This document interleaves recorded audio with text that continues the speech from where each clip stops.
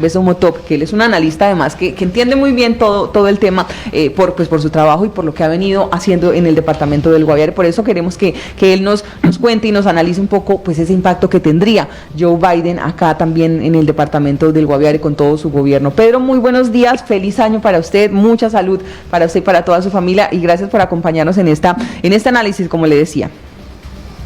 Buenos días, Laura. Buenos días, la audiencia de Marandúa Estéreo. Feliz año también para todos ustedes en el estudio y para la audiencia.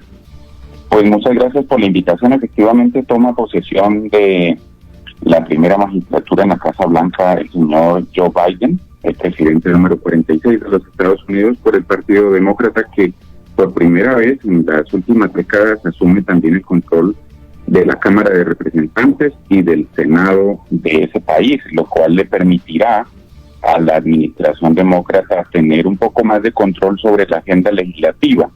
En primera instancia, yo quiero decir que el gobierno de los Estados Unidos que se posesiona hoy tiene muchos desafíos en la política doméstica de los Estados Unidos. Es decir, primero, tiene una serie de obligaciones frente a la coyuntura que atraviesan los propios Estados Unidos, el pueblo dentro de los Estados Unidos, y que tienen que ver con el desempleo, la crisis de la migración, la situación económica derivada de la pandemia del COVID, y adicionalmente un conjunto de relaciones exteriores que están poniendo en aprietos a la economía de los Estados Unidos, como es la competencia tecnológica y también industrial con China, especialmente. Y claro, también están los temas que tienen que ver con el hemisferio, particularmente con todas las Américas. Y ahí se destacan pues una serie de asuntos que la política de Estados Unidos ha tenido en primera plana, como son, según su discurso, la recuperación de un régimen más competitivo y más democrático en Venezuela, adicionalmente volver a tener más control sobre las relaciones económicas con todos los países de América Latina, empezando por los del Cono Sur. Hay que recordar que Chile, por ejemplo, se ha venido alineando en los últimos años más con las economías asiáticas, también México. Hay un conjunto de países que están explorando más las posibilidades de mercado con distintas naciones en Oceanía y en Asia. Y también está el peso de Brasil, que a pesar de todas las dificultades, pues juega un rol supremamente importante, especialmente en Sudamérica, frente a los temas del libre comercio. Y están los temas del narcotráfico, como lo mencionaste ahorita. En esos asuntos no solamente está Colombia, sino también toda la región andina y también México.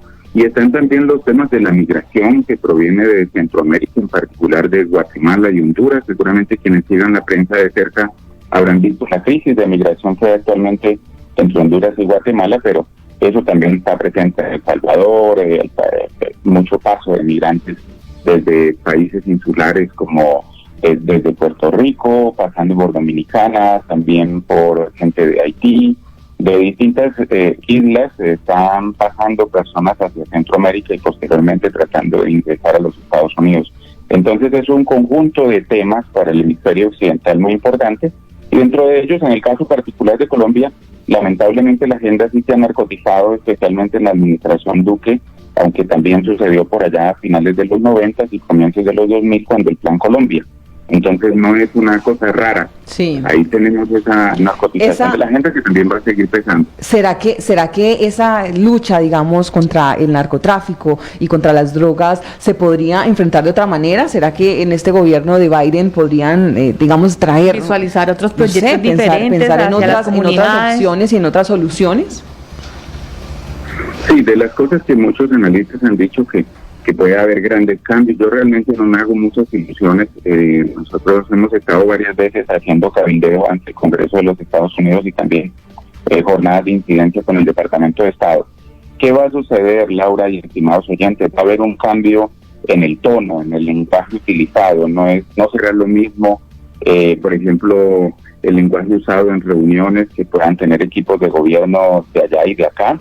En la administración del presidente Trump, lamentablemente, lo que funcionaba era un lenguaje casi que de regaño, de exigencias constantes, un lenguaje muy poco diplomático, que es lo que normalmente se estila en las relaciones exteriores.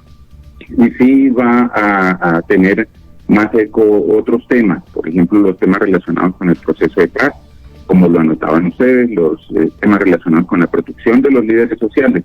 Ya recientemente la Embajada de los Estados Unidos en Bogotá ha venido apoyando una serie de campañas en favor del respeto a la vida de los líderes sociales, al trabajo que adelantan los líderes sociales.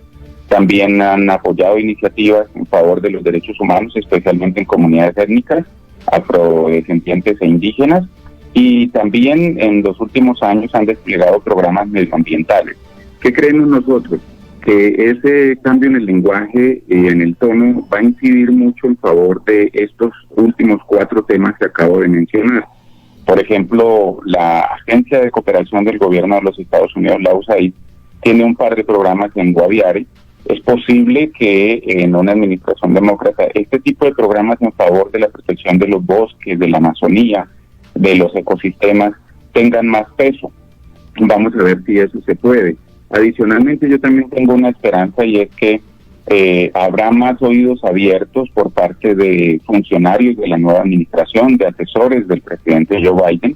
Hay personas que pudimos conocer en el pasado haciendo cabildeo, que ahora van a ocupar cargos de asesoría importantes en el Departamento de Estado y también con las mayorías del Congreso, tanto en Cámara como en Senado. Entonces, con las organizaciones de derechos humanos en Washington, lo que prevemos es que habrá más posibilidades para un mejor relacionamiento de organizaciones de la sociedad civil con la nueva administración, a que haya oídos abiertos a nuevas propuestas, por ejemplo, en temas de desarrollo alternativo, de sustitución de cultivos, en temas productivos. Eso no pasaba en la administración Trump, había un cierre, casi que un bloqueo a la posibilidad de hablar de estos asuntos. Y esperamos que eso incida mucho en la agenda que se pueda desplegar en materia de cooperación internacional entre los dos países. Y hay otro ingrediente en esta posesión en el día de hoy para ir, digamos, a analizar, y es la invitación del expresidente Juan Manuel Santos, que se hace de una manera, pues digamos, personal para esta posesión, y no se invita, por ejemplo, a Duque, al presidente de Colombia. Sí, hay temas recientes que pesan bastante en esta posición, y es el rol que jugó el Partido Centro Democrático en las pasadas elecciones.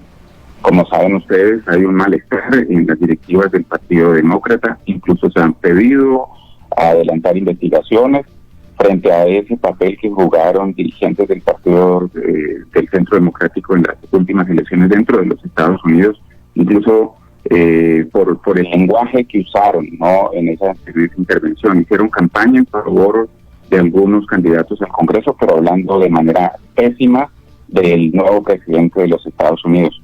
Y también pues está pesando el hecho de que Joe Biden y Juan Manuel Santos son amigos personales, no de ahorita, sino vienen de amigos desde hace ya más de una década.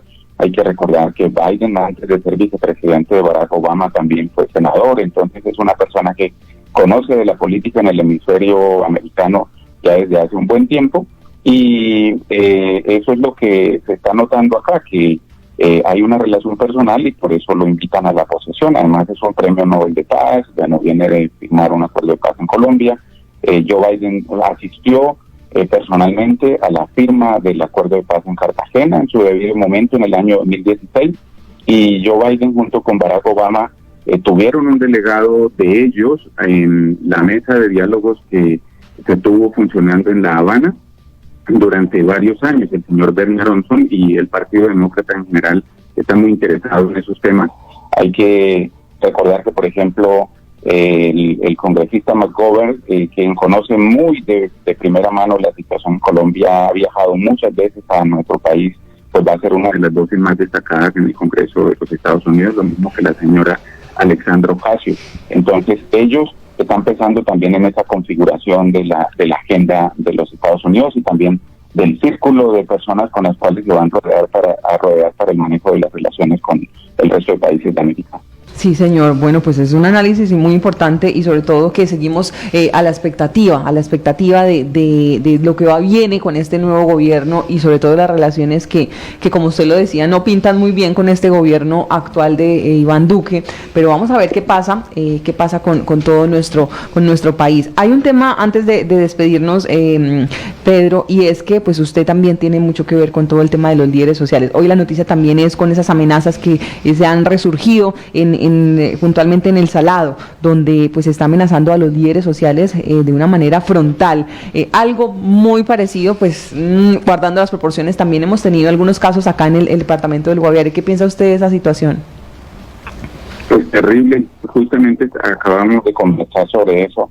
La masacre del Salado hace 21 años fue una de las cosas más horrorosas que pudo conocer el país.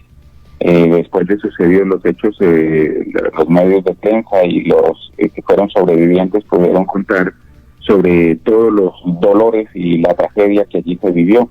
Entonces, el hecho de que 2 décadas después estén resurgiendo ese tipo de amenazas y también tengamos cada día noticias sobre masacres como la recientemente ocurrida en Tarazá o en Argelia, o la persecución de dirigentes locales como el atentado a un concejal en Parabé, en Arauca, o otro en Argelia, en el Cauca, pues configuran un mapa de violaciones a los derechos humanos muy grave, sobre el cual está el monitoreo constante, el ojo constante de la Oficina de Naciones Unidas para los Derechos Humanos. Hay múltiples llamados internacionales para que el gobierno proteja en serio la vida de los liderazgos sociales, hombres y mujeres, indígenas, campesinos, afrodescendientes, sindicalistas, personas pertenecientes a organizaciones de derechos humanos ambientalistas, y que se les brinden garantías a ellos para el ejercicio de sus actividades, para que sus territorios sean protegidos.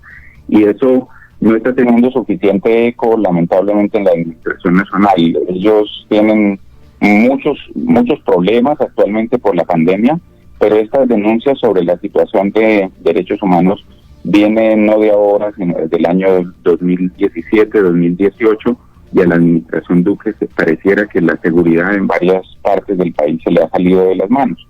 Y justamente sobre esto, la administración Duque va a empezar a recibir muchos llamados de atención de la nueva administración Biden, porque este tema de los derechos humanos pesa bastante en la relación entre los Estados Unidos y Colombia. Veremos muy seguramente, Laura, que respecto de paquetes de ayuda económica de los Estados Unidos hacia Colombia, primero va a haber exigencias en materia de derechos humanos. Es decir, se pueden fortalecer relaciones en cuanto a cooperación, en cuanto a programas de desarrollo, pero va a haber exigencias del Departamento de Estado y de la Casa Blanca para que el gobierno colombiano proteja a esos liderazgos sociales. Y eso tiene una significación importante. Y me parece muy grave que en el caso del Guaviare específicamente, pues haya también ya denuncias de violaciones a derechos humanos, pero también de amenazas o de probables agresiones a líderes sociales, según las denuncias que ha hecho la propia Personería de San José. Y digo que muy grave porque en Guaviare se vive un clima de tranquilidad, y lo vimos ahora en diciembre, en el que muchas personas visitan la región porque se sienten seguras, y hay que facilitar el trabajo, por ejemplo, de los representantes de las poblaciones víctimas, y hay que facilitar el trabajo en últimas de todos los líderes sociales y lideresas sociales en el departamento, y lo mismo en todo el país. Sí. Yo quería comentarle algo, Laura. Hoy justamente tendremos un foro con una red de organizaciones en los Estados Unidos a las 7:30 de la noche, hora de Washington, y también tendremos una serie de emisiones a Washington para poder hablar con los nuevos funcionarios de la administración de la Casa Blanca a finales de enero y comienzos de febrero, en asocio con otras organizaciones internacionales como la Oficina Washington para Asuntos Latinoamericanos. Entonces estaremos compartiendo con ustedes próximamente sobre esas tareas y esas gestiones en materia de incidencia, y también con sus oyentes. Claro que sí, qué bueno, nos alegra, Pedro, y estaremos ahí muy pendientes entonces de esa participación en Washington y del foro. ¿Por dónde vamos a poder ver ese foro hoy a las 7:30? Enviaré el link ahorita porque aquí no lo tengo a la mano, pero se lo envío enseguida. Pues estaremos muy pendientes, entonces quedamos atentos. Muchas gracias por este tiempo, Pedro, y éxitos en este 2021. Muchísimas gracias, lo mismo para ustedes, que estén muy bien. Gracias. A 7:38, pues ahí